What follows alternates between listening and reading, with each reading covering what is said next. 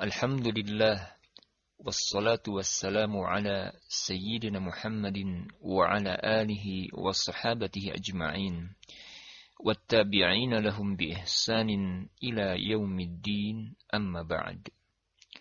Santri sekalian yang semoga Allah subhanahu wa ta'ala muliakan, salah satu hal yang harus diyakini oleh kaum muslimin adalah bahwasannya Allah subhanahu wa ta'ala telah menjaga kitabnya dalam kondisi terjaga dari segala bentuk perubahan, pergantian, serta penambahan dan pengurangan. Al-Quran ini tidak didatangi oleh kebatilan, baik dari depan maupun dari belakangnya hingga hari kiamat. Hal ini telah ditetapkan berdasarkan dalil-dalil yang jelas dan tegas. Di antaranya adalah firman Allah subhanahu wa ta'ala, Quran Surat Al-Ma'idah ayat 67. Ya ayyuhar rasul balligh ma unzila ilaika min rabbik, wa illam taf'al fama ballaghta risalatah, wallahu ya'simuka minan nas, innallaha la yahdil qaumal kafirin.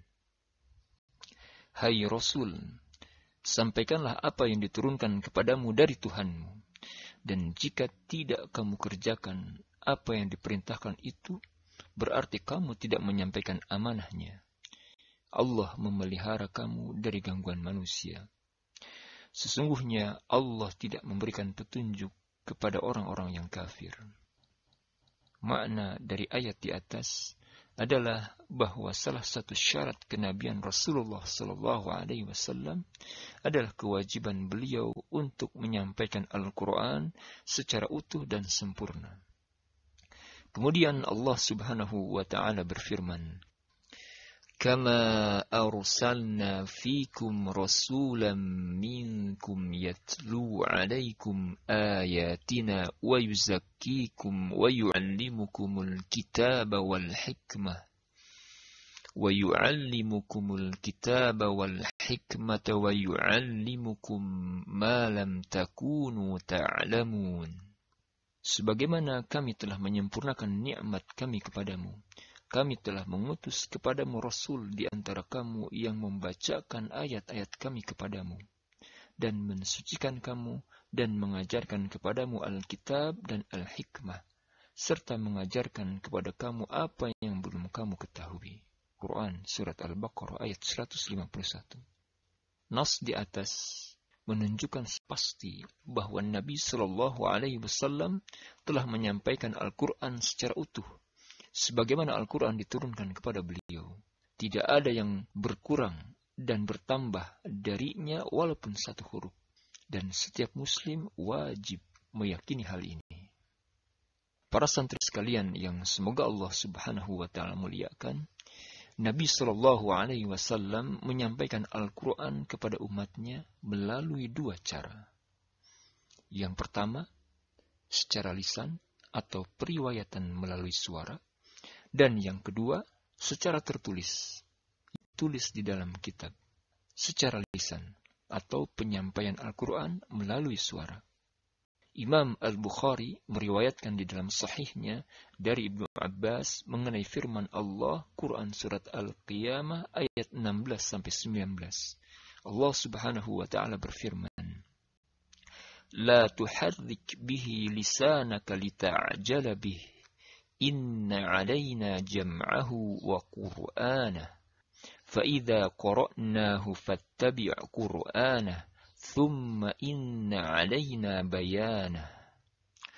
Janganlah kamu gerakan lidahmu untuk membaca Al-Quran karena hendak cepat-cepat menguasainya. Sesungguhnya atas tanggungan kamilah mengumpulkannya di dadamu dan membuatmu pandai membaca. Apabila kami telah selesai membacanya, maka ikutilah bacaannya itu. Kemudian sesungguhnya atas tanggungan kamilah penjelasannya. Dahulu, apabila Jibril datang kepada Rasulullah SAW membawa wahyu, beliau berusaha menerima wahyu yang diturunkan kepadanya dengan susah payah. Hal ini membuat beliau menggerakkan lidah dan kedua bibirnya sehingga ia semakin sulit menerimanya. Maka Allah Subhanahu wa Ta'ala pun menurunkan ayat ini. Adapun penyampaian Al-Quran melalui suara terdiri dari 3 tahapan. Yang pertama, Jibril alaihissalam turun membawa Al-Quran ke dalam hati Nabi Sallallahu Alaihi Wasallam dengan lafaz, makna, dan hal-hal terkait lainnya. Kemudian yang kedua, para sahabat mempelajari Al-Quran melalui mulut Nabi Sallallahu Alaihi Wasallam dan mereka membaca ulang di hadapan beliau sampai beliau akui bacaan mereka. Dan yang ketiga, para sahabat meriwayatkan Al-Quran kepada generasi selanjutnya dengan cara yang sama. Dan begitu seterusnya hingga sampai kepada kita. Secara tertulis. Adapun penyampaian Al-Quran kepada umat secara tertulis, berikut secara ringkas saya sebutkan fase-fase pembukuannya. Yang pertama, di zaman Nabi Shallallahu Alaihi Wasallam, Al-Quran masih ditulis pada pelepah kurma, papan, kulit binatang, tanah keras, batu, dan lain-lain. Beberapa sahabat memiliki catatan kumpulan wahyu ilahi ini. Di antara mereka yang masyhur adalah Zaid bin Thabit radhiyallahu anhu. Tatkala kalamullah diturunkan, beliau sallallahu alaihi wasallam segera memanggilnya seraya berpesan, "Ud'u li Zaid wal yaji bil lawhi wad dawat." Panggillah Zaid untukku, serta hendaknya dia membawa lauh atau alat tulis dan tinta. Hadis riwayat Bukhari dan Muslim. Kemudian yang kedua, tulisan tersebut selanjutnya disalin ke dalam lembaran di sebuah mushaf pada masa Abu Bakar As-Siddiq radhiyallahu anhu. Pengumpulan Al-Quran pada masa Abu Bakar As-Siddiq ini disebabkan syahidnya para qari pada perang Yamamah yang jumlahnya sekitar 50 qari. Dan perang tersebut terjadi pada tahun 12 Hijriah. Yang ketiga, menyalin sejumlah mushaf pada masa Utsman bin Affan radhiyallahu anhu. Pada masa kekhalifahan Utsman bin Affan, tepatnya tahun 15 Hijriah, terjadi perbedaan dan Al-Quran di kalangan umat Islam dikarenakan beragamnya lembaran mushaf yang beredar. Kekhawatiran berupa perpecahan di antara kaum muslimin pun dirasakan. Dan demi menyatukan kaum muslimin, berbicaralah Huzaifah bin Yaman kepada Khalifah Utsman sepulangnya beliau dari Armenia dan Azerbaijan. Beliau berkata, "Wahai Amirul Mukminin, cegahlah umat ini sebelum mereka berselisih tentang Al-Quran seperti perselisihan kaum Yahudi dan Nasrani." Maka Utsman mengutus seseorang kepada Hafsah seraya meminta, "Pinjamkanlah kepada kami lembaran-lembaran yang ada padamu, sebab kami akan menyalinnya ke dalam mushaf-mushaf dan setelah itu kami akan mengembalikannya kembali." Hafsah pun meminjamkannya kepada Utsman. Hadis riwayat At-Tirmidzi. Ibnu Attiyah menerangkan bahwa lembaran-lembaran berisi ayat-ayat Al-Quran dikumpulkan pada masa Abu Bakar disimpan di sisinya. Lantas disimpan oleh Umar bin Khattab sepeninggal Abu Bakar. Kemudian disimpan oleh Hafsah sepeninggal ayahnya, yaitu pada zaman Utsman bin Affan radhiyallahu anhu.